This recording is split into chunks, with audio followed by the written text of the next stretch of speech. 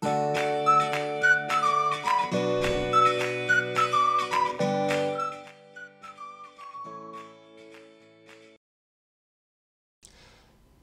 반갑습니다. AP투자연구소입니다. 12월 12일 오늘의 마감 증시 같이 한번 살펴보도록 하겠습니다.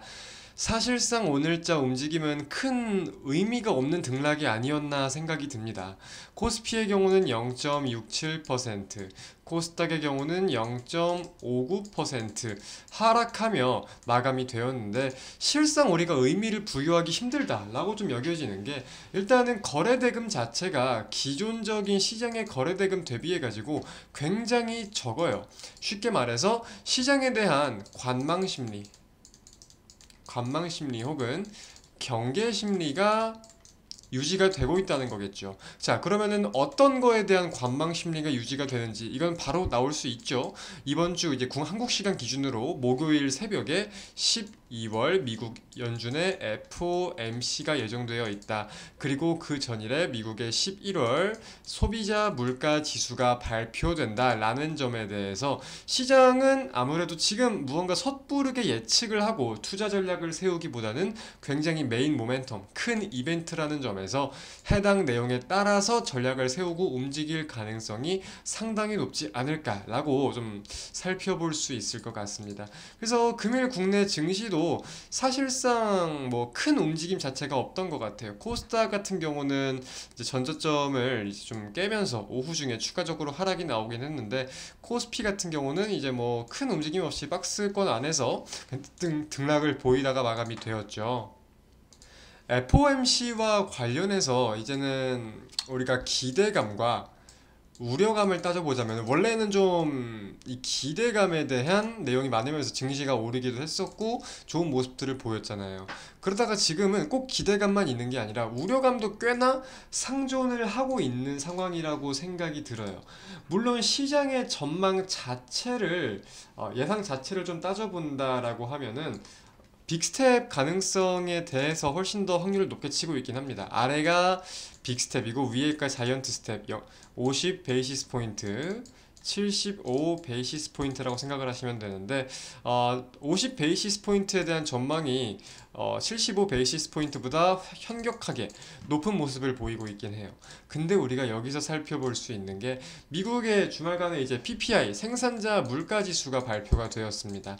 근데 이 생산자 물가 지수 시장의 예상치는 7.2%였었어요. 근데 7.4%가 나오면서 이게 전년 대비 원래 8.1%에서 7.4%로 많이 둔화된 거거든요.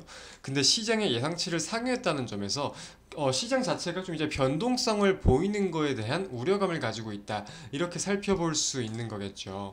동시에 그러면은 발표돼야 되는 CPI에 대해서 우리가 연동성을 가지고 좀 생각해 볼 필요가 있어요. 일단은 10월 CPI, 10월 소비자 물가지수가 굉장히 좀 꺾인 모습을 보였었죠. 이렇게 보시면은 11월 10일에 발표된 10월 CPI가 7.7%, 시장의 전망이 8.0%였는데 시장의 예상치보다 하회하는 모습을 보이면서 이제 물가가 꺾인다라는 내용을 가지고 있었어요. 자, PPI가 7.4%가 나왔다고 말씀을 드렸죠. 이게 무조건 우리가 통용할 수 있는 개념은 아닌데, 통상적으로 CPI는 PPI보다 낮게 나와요. 그러면은 지금 시장의 예상치가 7.3%인데 확률적으로 시장의 예상치를 엇나가지 않겠다, 이거보다 더 떨어지면 떨어졌지 시장의 예상치보다 상회하진 않겠다라는 전망에 힘을 좀 실는 데이터긴 하거든요. 우리가 100% 신뢰를 할 수는 없겠지만 여태까지 그래 왔으니까 이 과거 지표들에 대해서 약간의 기대감을 가져볼 수 있는 거겠죠. 저는 그래서 이런 부분들에 대해서 시장의 예측치랑 좀 일관된 부분들을 따져볼 필요가 있겠다라고 생각이 들어요. 근데 이제 문제가 좀 될 수 있는 부분은 서비스 비용인데, 서비스 비용, 이 생산자 물가지수 같은 경우도 좀 시장의 예상치를 상회했다는 점, 그러니까 이 상승을 견인했다는 점 중에 하나가 서비스 부문이에요. 서비스 부문. 전년 대비 0.4% 상승했거든요. 이제 연말연시 소비에 대해서 서비스 비용이 증가할 수 있는 점, 뭐 지금은 조금 꺾이긴 했었는데 이제